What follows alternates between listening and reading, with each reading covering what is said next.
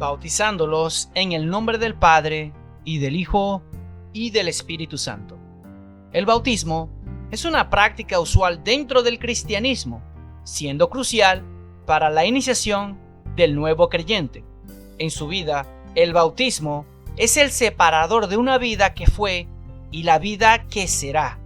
Jesús nos dice que, a la verdad de mi vaso beberéis, y con el bautismo con que yo soy bautizado, seréis bautizados. Siendo que nuestra primera marca como cristianos o como seguidores de Cristo es vivir las mismas experiencias que nuestro Señor vivió, compartiendo con Él su bautismo. Ahora, existen o existieron diversos bautismos, pero vamos a considerar por el bien de nuestro argumento dos de estos a seguir: el bautismo en aguas y el bautismo en el Espíritu. Un aspecto curioso a considerar sobre este asunto sería su significado. La palabra bautismo viene del latín tardío baptismus, que a su vez se basó del griego antiguo baptisma, sustantivo derivado del verbo bapto, verbo básico que significa sumergir, y este a su vez procede del verbo baptein, el verbo fundamental que significa sumergir, empapar o remojar, que da origen al verbo baptisein o bautizar. Ahora bien, como rito o actividad, el bautismo se convierte en un simbolismo de separación y aceptación. Primeramente de separación, pues renuncias o mueres a la vida mundana que practicabas en la ignorancia y aceptas a Jesús como Señor y Salvador mediante el bautismo en obediencia a su palabra. Por esta razón, al ser el primer acto público del nuevo creyente, hay muchas condiciones que, por un motivo u otro, genera debates por la necesidad de hacerlo lo más parecido o cercanamente posible al acto público descrito en las Escrituras. Si miramos el bautismo de Cristo, observaremos que había un predicador, Juan el Bautista, que mediante su anuncio o proclamación del Mesías preparaba a los creyentes que esperaban en esta esperanza, bautizándolos en el bautismo de arrepentimiento para perdón de los pecados. Y esto es sumamente importante señalar, pues Jesús se bautizó. ¿Acaso Jesús no era sin pecado? Bueno, mis amados, aquí hay mucho para discutir, pero para cuidarnos de toda duda, Jesús resuelve este dilema que el mismo Juan se cuestiona, diciéndole: yo necesito ser bautizado por ti y tú vienes a mí. Y Jesús responde así: deja ahora, porque así conviene que cumplamos toda justicia. Amén. Según el testimonio de Jesús, tenemos los siguientes elementos: un ministro de la palabra, una persona que será bautizada, el agua o afluente de aguas y la gente o público presente. Pero, ¿el público que presencia el acto bautismal será necesario para su cumplimiento? Aquí hay otro escenario donde el debate se enciende. Sí, debatamos por horas y horas hasta llegar a un punto en común. Hermanos, recordemos este pasaje. Aquí hay agua. ¿Qué impide que yo sea bautizado? Felipe dijo: si crees de todo corazón, bien puedes. Este pasaje es importante para ilustrar este punto. Aquí solo se observan 3 de los 4 elementos descritos anteriormente en el bautismo de Jesús, siendo el público lo prescindible para el acto bautismal. Y un elemento más: si crees de todo corazón, o sea, la fe. Porque sin fe es imposible agradar a Dios, lo cual no es de extrañar la expresión usada por el eunuco cuando dice: creo que Jesucristo es el Hijo de Dios. Entonces, podemos sin lugar a dudas decir que para bautizarse se necesita de un ministro la persona a bautizarse, agua para sumergirse y fe para creer que el bautismo tiene un sentido espiritual y definitivo en nuestras vidas. ¿Podríamos agregar otro elemento a esta fórmula? Sí, pero primero veamos esto. Jesús afirmó que conviene que cumplamos toda justicia, es decir, toda palabra profetizada a su respecto. Recordemos que Jesús es el Hijo de Dios para hacer la voluntad de su Padre y revelar al mundo el amor de Dios a través de su vida. Esta es una de sus tantas misiones personales que Jesús tuvo en vida terrenal. Lavaos y limpiaos, quitad la iniquidad de vuestras obras de delante de mis ojos, dejad de hacer lo malo. Esparciré sobre vosotros agua limpia, y seréis limpiados de todas vuestras inmundicias. En aquel tiempo habrá un manantial abierto para la casa de David y para los habitantes de Jerusalén, para la purificación del pecado y de la inmundicia. Si observamos estos pasajes con detenimiento, veremos que antes de la aparición e inicio del ministerio de Jesús, por medio de los profetas, Dios ya había prometido una limpieza con aguas para cubrir nuestras injusticias y pecados delante de Dios. El famoso Salmo 51 usa la siguiente expresión: lávame más y más de mi maldad y límpiame de mi pecado. También debemos mencionar la limpieza a través del agua para los sacerdotes que presidían la ministración y adoración delante de la presencia de Dios. Y llevarás a Aarón y a sus hijos a la puerta del tabernáculo de reunión y los lavarás con agua. Se vestirá la túnica santa de lino y sobre su cuerpo tendrá calzoncillos de lino y se ceñirá el cinto de lino y con la mitra de lino se cubrirá. Son las santas vestiduras. Con ellas se ha de vestir después de lavar su cuerpo con agua.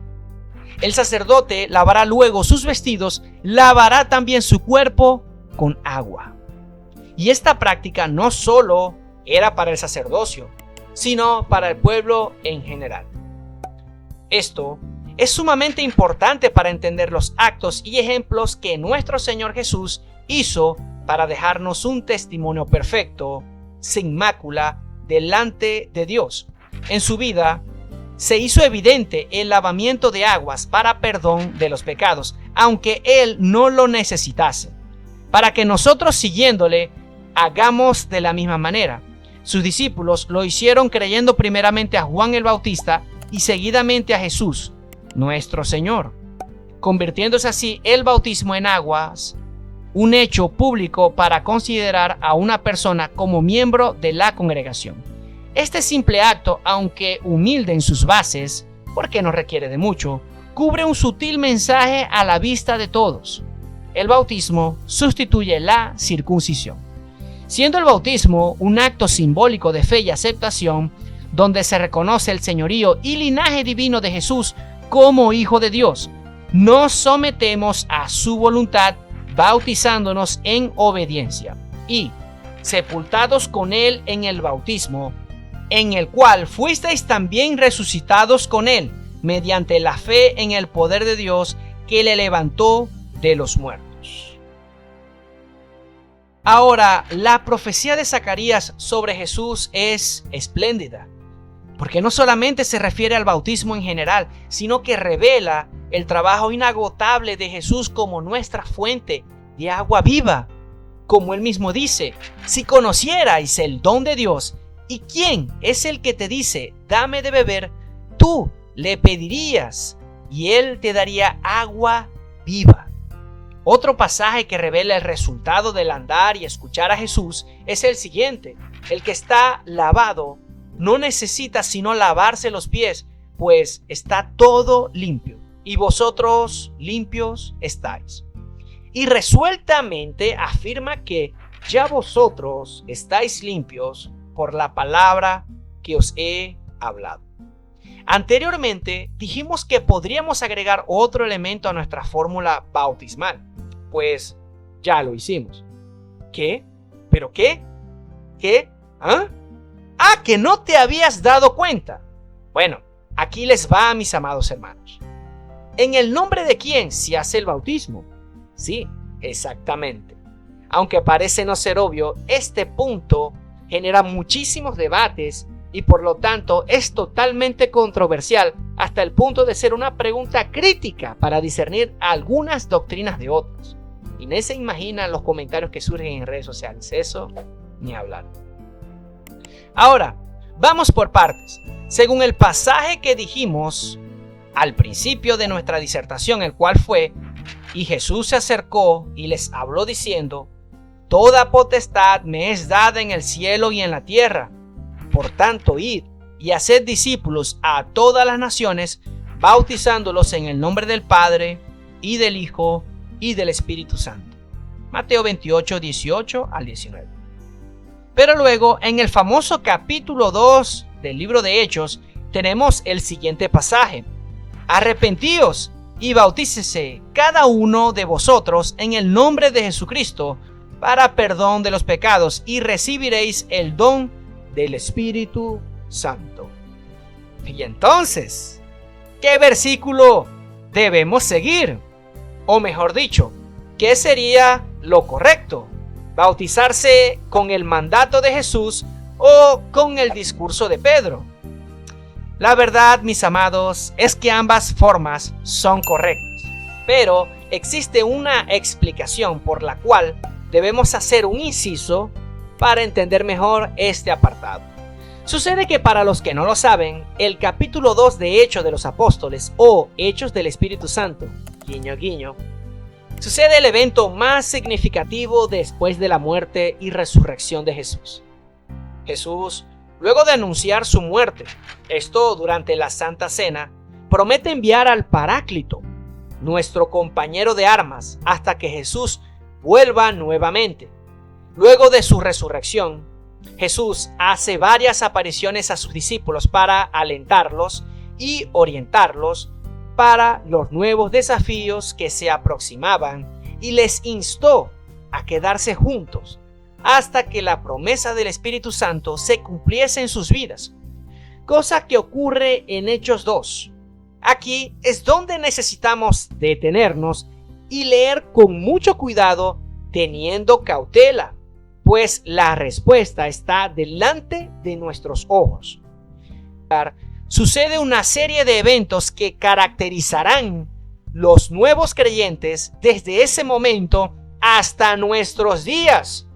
Cuando llegó el día de Pentecostés, estaban todos unánimes juntos, y de repente vino del cielo un estruendo como de un viento recio que soplaba, el cual llenó toda la casa donde estaban sentados, y se les aparecieron lenguas repartidas como de fuego, asentándose sobre cada uno de ellos, y fueron todos llenos del Espíritu Santo, y comenzaron a hablar en otras lenguas según el Espíritu les daba que hablasen.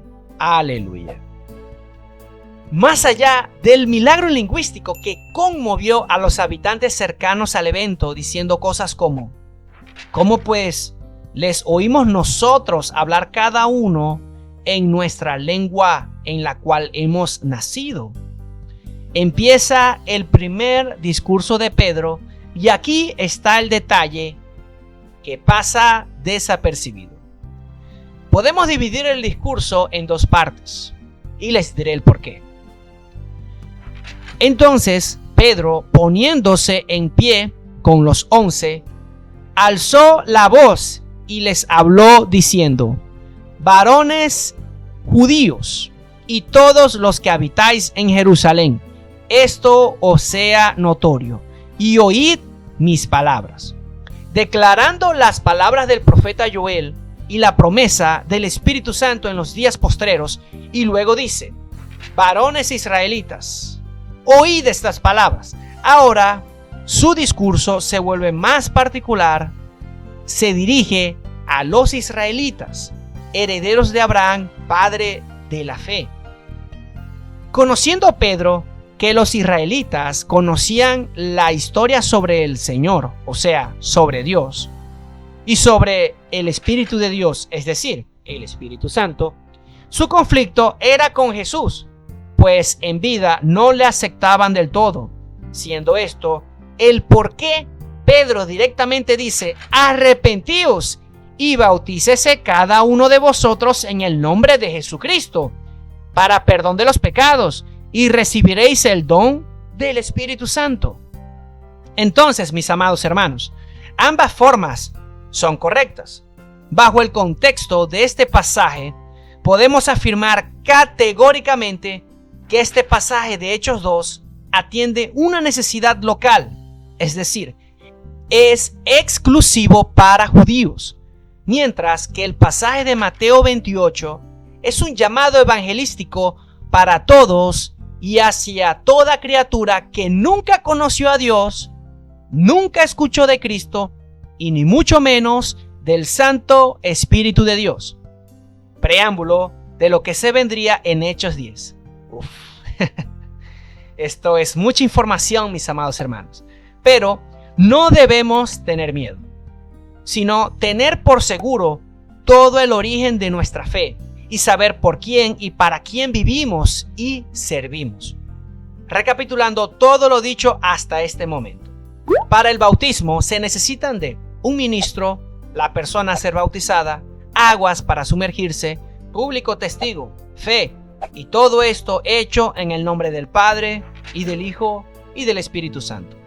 Ahora, mis amados, les hago un llamado a todo aquel que no se ha bautizado aún. Hágalo. Si usted ha reconocido al Señor y entiende su sacrificio y ha sentido en su corazón acercarse más al Señor, entonces sométase a la voluntad del Señor y, siguiendo sus pisadas, comparta junto con Él su bautismo. Busque en su congregación y solicite con diligencia ser bautizado. Es de conocimiento público que las congregaciones tienen por orden no permitir la participación de las actividades de la iglesia si no se es bautizado.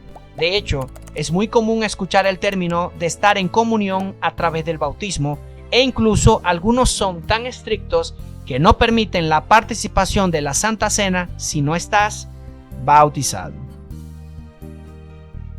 Algunas preguntas frecuentes que nos hacemos delante de tal evento. ¿Cuánto tiempo debo esperar para bautizarme? Algunas congregaciones estipulan un tiempo de 3 meses, más o menos, dependiendo de algunas actividades puntuales. O si la congregación sigue un calendario anual, todo dependerá. ¿Existe una preparación para bautizarme?